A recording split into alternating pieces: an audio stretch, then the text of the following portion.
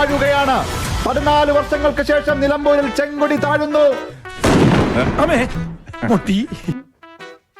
സഖാവ് ഇങ്ങനെ കരഞ്ഞോണ്ടിരുന്നാൽ എങ്ങനെയാണ്? എന്തെങ്കിലും ഒരു ക്യാപ്സൂൾ ഇറക്കി വിടും, പുറത്തിറങ്ങാൻ പറ്റണ്ടേ? ഫോൺ ഓൺ ചെയ്യാൻ പറ്റണില്ല. ഫോൺ ഓൺ ചെയ്ത് അപ്പൊ തന്നെ ഓരോരുത്തന്മാര് വിളിച്ച് സഖാവ് പൂമരം കിടന്ന, സഖാവ് പൂമരം കഴിച്ചോ, സഖാവ് പൂമരം പോയോ? മറുപടി പറഞ്ഞു മടുത്ത്. ഇങ്ങനെയുണ്ട ദയനീയമായിട്ടൊരു തോൽവി. എന്തെങ്കിലും പറഞ്ഞ് പിടിച്ചു നിൽക്കണമെങ്കിൽ ക്യാപ്സൂൾ ഉണ്ടാക്കിത്താ. പറയുമ്പോ ക്യാപ്സൂൾ ഉണ്ടാക്കി തരാൻ എന്റെ പേര് AK ബാലൻ എന്നല്ല. ഞാൻ ആലോചിക്കട്ടെ. ആലോചിച്ചുകൊണ്ട് ഇവിടെ ഇരുന്നാ പോരാ. ഭരണവിരുദ്ധ വികാരം മുതൽ RSS ബന്ധം, പണ്ടത്തെ ഗോവിന്ദമാഷ് പറഞ്ഞില്ലേ, അതുവരെ എടുത്തിട്ട് അലക്കണേണ് അമ്മമാരും അപ്പുറത്ത്. എന്തെങ്കിലും കൊണ്ട് കൊടുത്താലേ ഇപ്പൊ പിടിച്ചു നിൽക്കാൻ പറ്റുള്ളൂ. ഉണ്ടാക്കിയ പറ്റൂ ക്യാപ്സൂൾ. ഒരു പണി, തൽക്കാലം നിലപാടാണെന്ന് പറഞ്ഞാൽ മതി. എന്ത് പറഞ്ഞാലും നിലപാട്. സ്വരാജാണല്ലോ, അറിയാലോ, നിലപാടിട്ടൊരു കളിയില്ല. തോറ്റാലും ജയിച്ചാലും നിലപാടിട്ടൊരു കളിയില്ല. അതാണ് ഇടതുപക്ഷം. എന്ത് നിലപാട്? ഇക്കണ്ട നിലപാട് മുഴുവൻ എടുത്തിട്ടും അടുപ്പിച്ചടുപ്പിച്ച് ഓരോ ഇലക്ഷനിൽ തോറ്റ് വരികയാണെങ്കിൽ എന്താ അർത്ഥം? നമ്മുടെ നിലപാട് ജനങ്ങൾക്ക് ഇഷ്ടമല്ലെന്നല്ല അർത്ഥം. നിലനിൽക്കാനുള്ള പാടാണ് ഇവിടെ. അതിന്റെ ഇടയിൽ കൂടെ നിലപാട്. ഈ ക്യാപ്സൂളേക്കൊന്നും എനിക്ക് തോന്നണില്ല. എന്നാ ഇത് പറയാ, ഇസ്രായേൽ എടുത്ത എമ്മാടി രാഷ്ട്രമാണ്. ഇടതുപക്ഷം തോൽക്കാൻ കാരണം ഇസ്രായേലാണ്. പിന്നെ ട്രംപിന്റെ ഇൻഫ്ലുവൻസ് ഉണ്ട്. ഇതേ ഈ ഒരു ഒറ്റ കാര്യം കൊണ്ടാണ് നിലമ്പൂര് മൊട്ടയിട്ട്. നിലമ്പൂർ ഇത്രയും പ്രശ്നം നടക്കുമ്പോ ആളുകൾ ആന കുത്തിക്കൊല്ലാണ്, പന്നി കുത്തിക്കൊല്ലാണ്, ഷോക്കടിച്ച് മരിക്കാണ്. പാലസ്തീനിലോട്ടും ഇസ്രായേലിലോട്ടും അതേപോലെ അമേരിക്കയിലോട്ടൊക്കെ പോയിട്ട് എന്താ കാര്യം? ഇവിടുത്തെ കാര്യങ്ങളല്ലേ പറയേണ്ടത്. അതിന് പകരം ഇസ്രായേലിലെ കാര്യവും പാലസ്തീനിലെ കാര്യവും പറഞ്ഞുകൊണ്ടിരുന്നിട്ട് ഇപ്പൊ ഇസ്രായേൽ കാരണമാണ് തോറ്റതെന്ന് മണ്ടത്തരം പറഞ്ഞിട്ടല്ലേ തോറ്റത്. സഖാവ് ഒരുമാതിരി മറ്റേ വർത്താനം പറയരുത്. പാർട്ടി ക്ലാസ്സിൽ വരാത്തോണ്ടാണ് സഖാവിന് ഇതൊന്നും മനസ്സിലാവാത്തത്. ഉൾപാർട്ടി രാഷ്ട്രീയം നടത്തിയ ആൾക്കാരുടെ ഗതിയൊക്കെ അറിയാല. തരം താഴ്ത്തണേ.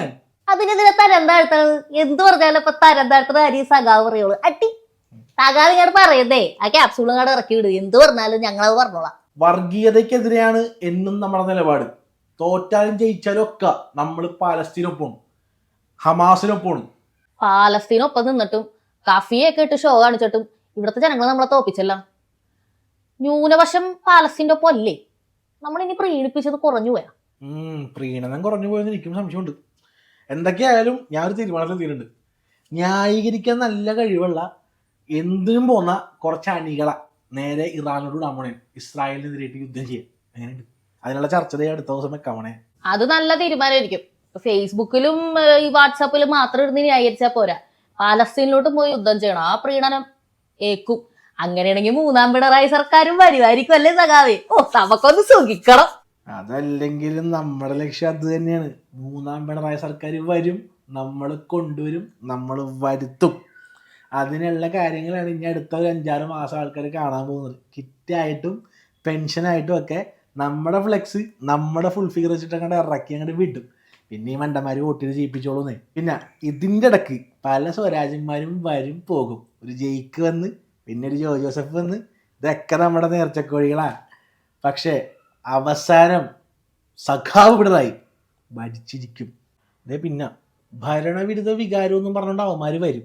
ആ വാക്കിവിടെ മിണ്ടിയാക്കരുത്. എന്തൊക്കെ ആരൊക്കെ പറഞ്ഞാലും നമ്മൾ ആ നിലപാടിൽ ഉറച്ചങ്ങോട്ട് നിന്നേക്കണം. ഇവിടെ ഭരണവിരുദ്ധ വികാരം ഇല്ലാന്ന് ഇപ്പൊ തന്നെ എല്ലാ വാട്സപ്പ് ഗ്രൂപ്പിലേക്ക് ഈ ക്യാപ്സൂൾ അങ്ങോട്ട് വിട്ടേ.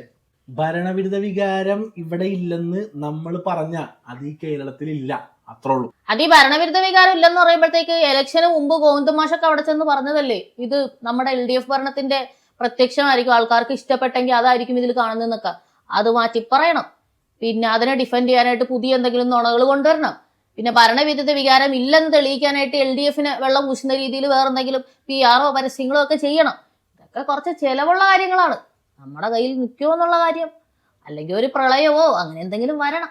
അത് സഖാവ് വിഷമിക്കണ്ട. മഴ ഇങ്ങനെ പെയ്തോണ്ടിരിക്കണല്ലേ, അതിനുള്ള കാശൊക്കെ പ്രകൃതിയായിട്ട് നോക്കിട്ട് തന്നോളൂ. മഴ പെയ്യണൊക്കെ കൊള്ളാം, ബാക്കിയുള്ള ദേശീയപാതയും കൂടി പൊളിഞ്ഞു വീഴാണ്ടിരുന്നാൽ മതി. ഞാൻ അതിന്റെ പേര് ന്യായീകരിക്കാനായിട്ട് അടുത്ത ക്യാപ്സൂൾ ഉണ്ടാക്കണ്ടേ? മടുത്ത ജീവിതം. സഖാവ് വന്ന വഴി മറക്കരുത്. അങ്ങനെ ന്യായീകരിച്ചും ക്യാപ്സൂൾ ഇറക്കിയാണ് കഴിഞ്ഞ 2 ഡേ നമ്മൾ ഭരിച്ചത്. ഈ പറയുന്ന തോൽവിയുടെ വാർത്തയൊക്കെ എത്ര നേരം ഉണ്ടാവും? കൂടി വന്നാൽ ഇന്ന് രാത്രി നാളെ നേരം വിളിക്കണ വരെ. പിന്നെ നാളെ വേണമെന്നുണ്ടെങ്കിൽ നമ്മുടെ വേടനെ കൊണ്ടൊരു ജാതി സ്പീച്ച് അങ്ങോട്ട് സ്പീച്ചിക്കാം. പിന്നെ ആളുകൾ മുഴുവൻ അതിനെ പുറകെ പോയിക്കോളും. പാമ്പ് ചാവുന്ന വാർത്ത പരുന്ത് ചാവണ വരെ. പിന്നെ കുറച്ച് ദിവസം കഴിയുമ്പോൾ നമ്മൾ പെൻഷൻ കൊടുക്കുന്നു, കിറ്റ് കൊടുക്കുന്നു, ഓണം വരുന്നു. പിന്നെ ആളുകളെല്ലാം തിരിച്ച് നമ്മുടെ അടുത്തേക്ക് തന്നെ വരും. ഇതിൻ്റെ ഇടയ്ക്ക് 2 ദുരന്തം കൂടി വന്നാൽ മോനെ നമ്മൾ സ്കോർ ചെയ്ത് അടുത്തത് വീണ്ടും 3ാം പിണറായി സർക്കാർ. എനിക്കത് കേൾക്കുമ്പോ തന്നെ കുളിര് കോരി വരിക. അപ്പൊ എന്തൊക്കെയായിരുന്നു ക്യാപ്സൂള്? നിലപാട് ഇസ്രായേല് പാലസ്തീന് വർഗീയത. ഓക്കെ, ഞാൻ ഇപ്പൊ തന്നെ പോയി ക്യാപ്സൂള് പരത്തിയിട്ട് വരാം. ഓക്കെ.